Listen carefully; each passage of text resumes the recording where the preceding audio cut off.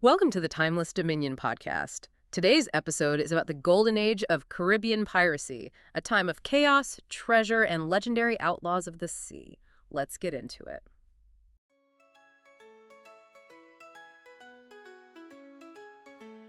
Timeless Dominion podcast.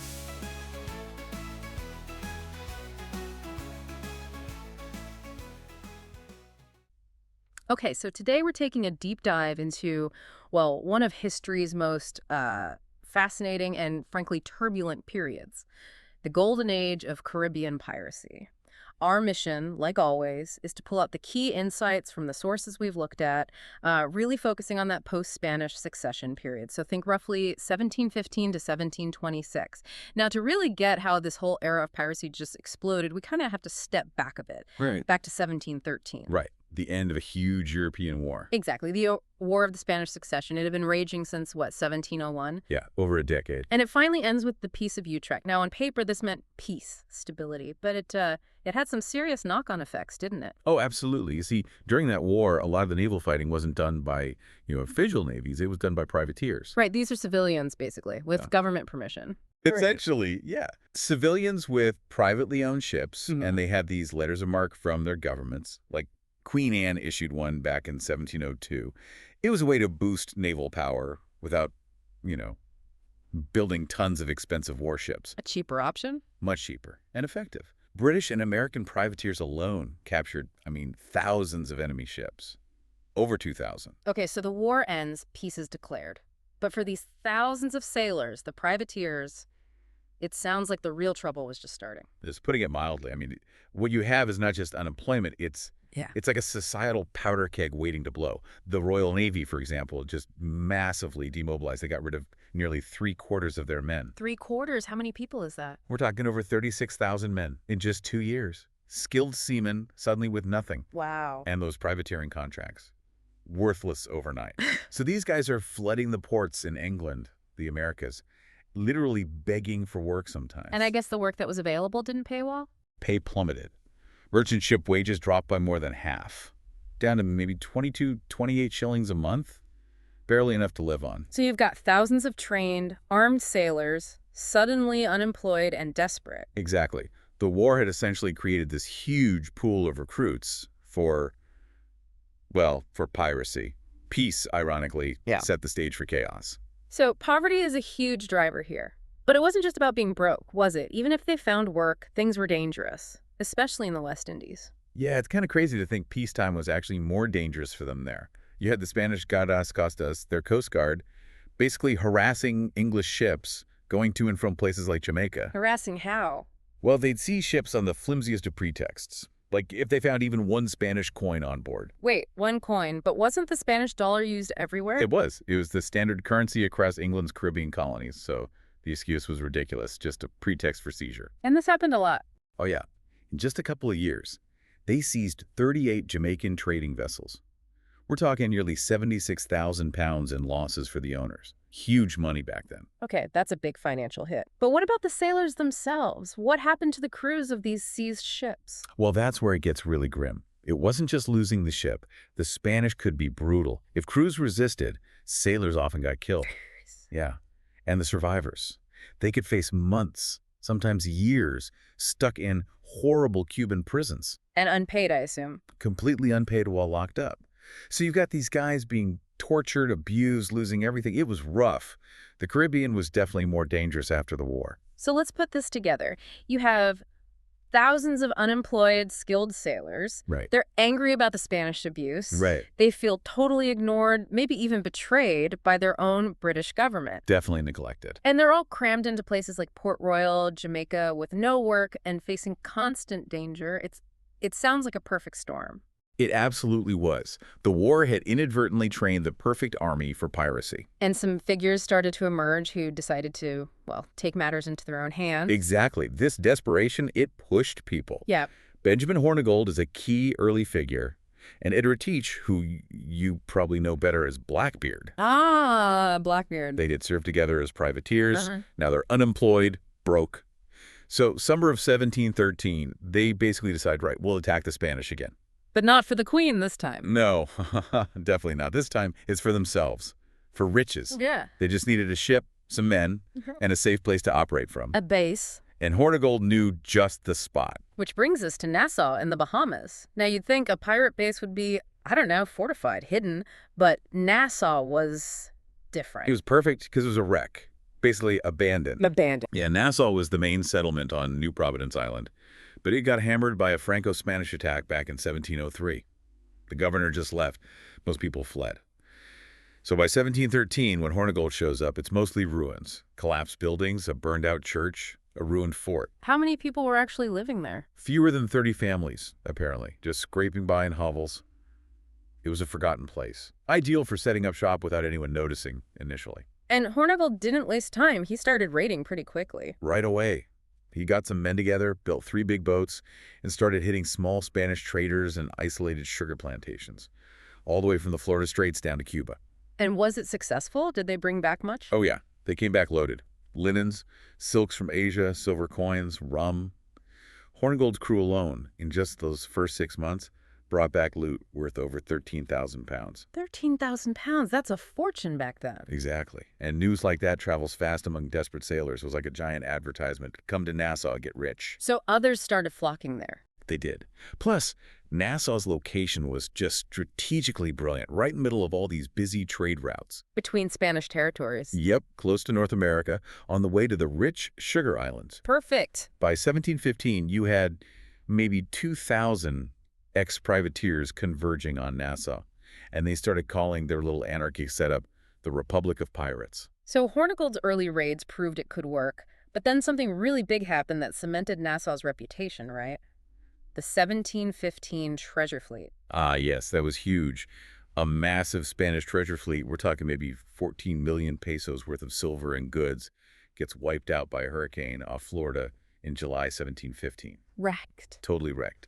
The Spanish started a salvage operation, naturally, trying to recover the treasure from the seabed. The pirates heard about it. Word got out. Guys like Henry Jennings, Hornigold Teach, Charles Vane, Samuel Bellamy, they all heard about this massive treasure sitting there, lightly guarded. An opportunity too good to miss. Absolutely. They banded together, attacked the Spanish salvage camp's guardhouse, and made off with something like 350,000 pieces of 8. Just scooped it up. Wow, the sheer nerve. It was audacious and incredibly successful, a real turning point. And this is where having Nassau as a base became crucial, wasn't it? Because they couldn't just sail back to Jamaica with all that Spanish treasure. Exactly right. The governor of Jamaica, Hamilton, was bound by the peace treaty. He demanded they return the stolen Spanish silver. So they were outlaws now, even in British ports. Pretty much.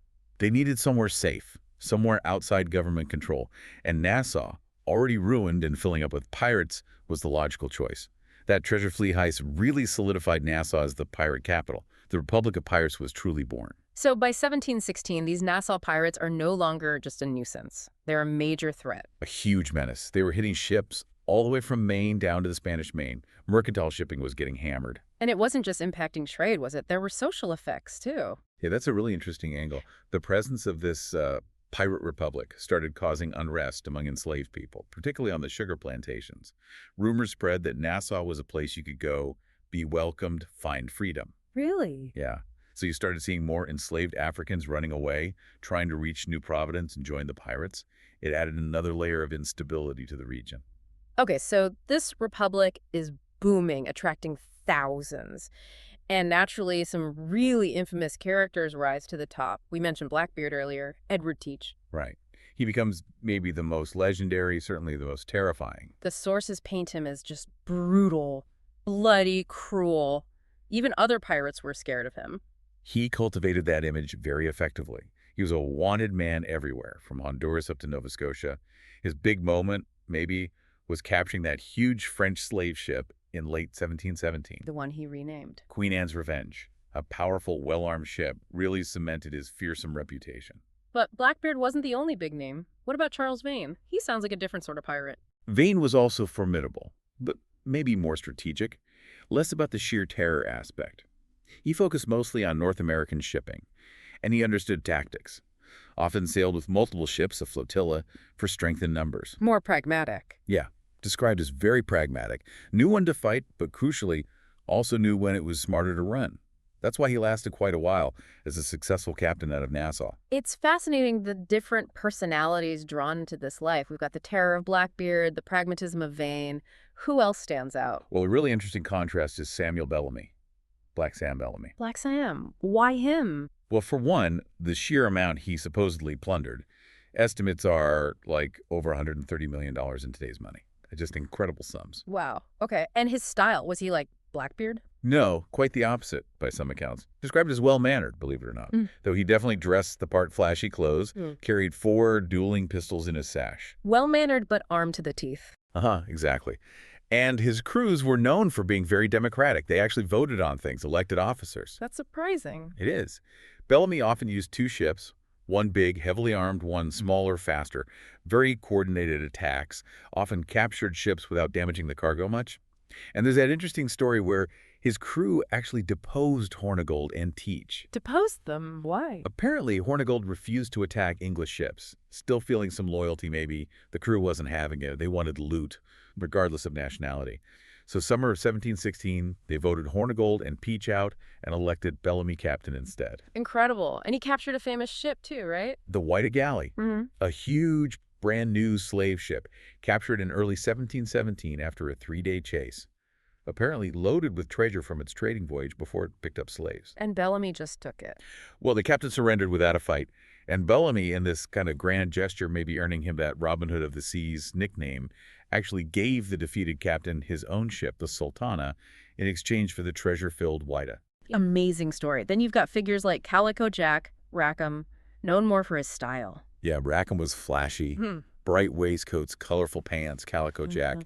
Maybe less fearsome than the others, but certainly memorable. And famous for his association with Anne Bonny. Right. Anne Bonny's story is something else. Irish woman, comes to Nassau, maybe 1715, 1716, married to some poor sailor. She's only like 16. 16. Yeah, but she apparently craved adventure, hung out with the big-name pirates, Vane, Blackbeard, Hornigold, soaked it all up, fell for Rackham, and by all accounts fought right alongside him fiercely. And we can't forget the oddest one of all, maybe, Stede Bonnet, the gentleman pirate.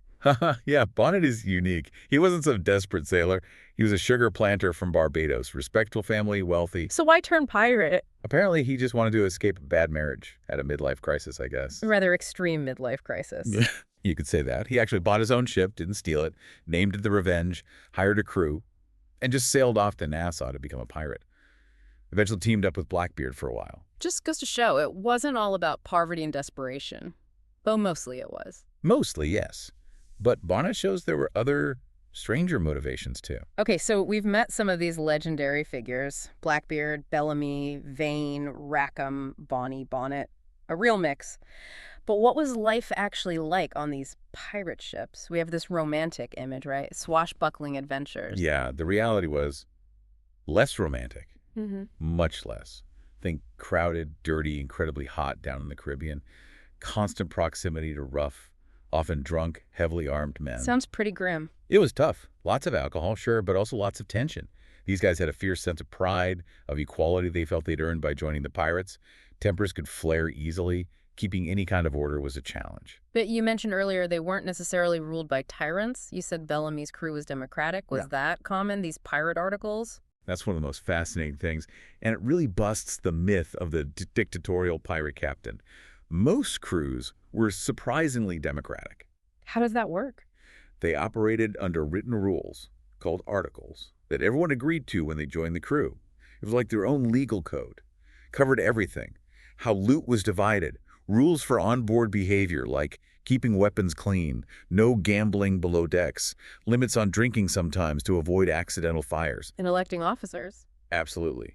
Key roles, especially the captain and the quartermaster, who was often the one who handled discipline and loot division, acting as a check on the captain's power, were elected. And they could be voted out, like Hornigold and Teach were. Exactly. If the crew wasn't happy, they could call a vote and depose their officers.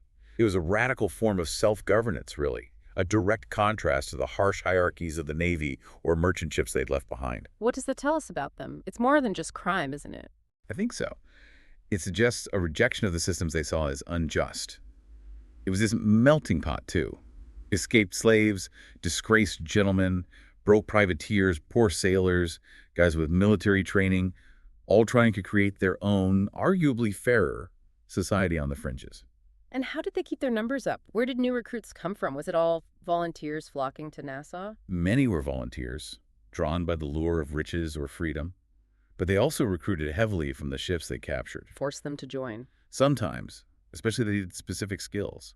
Carpenters, coopers, surgeons, navigators were always valuable, but often they tried persuasion first. Persuasion? How? Well, they'd point out how badly the sailors on merchant ships were treated, how poorly paid they were, how little the owners cared, which was often true. They'd contrast that with the pirate life shared loot, democracy. It could be a compelling pitch for a mistreated sailor. And their tactics for capturing ships? You mentioned vein-like flotillas, but generally, how did they approach a target? Was it all stealth and surprise? Less about surprise, actually. More about intimidation. They rarely tried to sneak up. Instead, they'd often announce their presence. Fire a shot across the bow, hoist the black flag. The Jolly Roger. Exactly. And then the pirates themselves would put on a show. They'd appear on deck looking wild, maybe drunk, brandishing weapons, dancing, shouting, yelling insults. Psychological warfare, basically. Totally. The goal was to terrify the other crew into surrendering without a fight. Pirates had little to gain from actual combat. It risked damaging their own ship, injuring their own crew. Much better if the target just gave up. But if they didn't give up? Then the pirates would give chase, try to disable the ship, maybe shoot out its masts or rigging, and then close in for a boarding action. Hey. And those could be incredibly bloody if there was resistance. But intimidation was always plan A. Okay, so this pirate republic in Nassau is thriving, maybe peaking, around 1716, 1717. They're hitting ships left, right, and center. Surely the authorities couldn't ignore this forever. No, things were getting too big, too disruptive. By the end of 1717, the damage to shipping, especially British shipping, was so severe that the government in London finally had to take serious notice. It was hitting them in the wallet. Exactly. Look, raiding Spanish or French ships, the British government might even turn a blind eye. Unofficially, privateering habits died hard. Right. But when these rascalous pirates, as they were called, started seriously hurting British trade, impacting the profits of powerful London merchants, well, that was different. That got King George I's attention. So the government decides to act, but the Royal Navy hadn't really managed to stamp them out, had they? No, the Navy found it difficult. The pirates knew the waters, they had shallow draft ships perfect for the Bohemian Quays, and Nassau itself was hard to blockade effectively. Trying to suppress them militarily was proving tough and expensive. So if the Navy couldn't do it, what was the plan? A different approach emerged. A group, a syndicate really, of influential British merchants and colonial figures got together. They were losing money hand over fist because of the pirates. They decided to take matters into their own hands. In a way, yes. Yeah. They came up with a rather bold plan. A plan to basically restore order to Nassau themselves and deal with the pirates of the Caribbean once and for all. So what really comes through from digging into this period, it's this incredible mix of desperation, opportunity, brutality, but also this strange, almost radical experiment in democracy out there on the waves, challenging the established powers. Absolutely. And if you sort of step back and look at the bigger picture, the rise and then the eventual fall of this Republic of Pirates, what does it really tell us? It says a lot about that constant tension, that balance between freedom and order, especially when governments themselves blur the lines between what's legal, like privateering, and what's illegal piracy, based on their own needs. Yeah. It wasn't just about gold and silver, though there was plenty of that. It was this almost desperate gamble by thousands of people for survival, for a bit of agency, maybe even a bit of revenge, in a world that had basically cast them aside. That was the golden age of Caribbean piracy. Thanks for listening. Follow Timeless Dominion for more episodes like this and keep exploring history's hidden stories.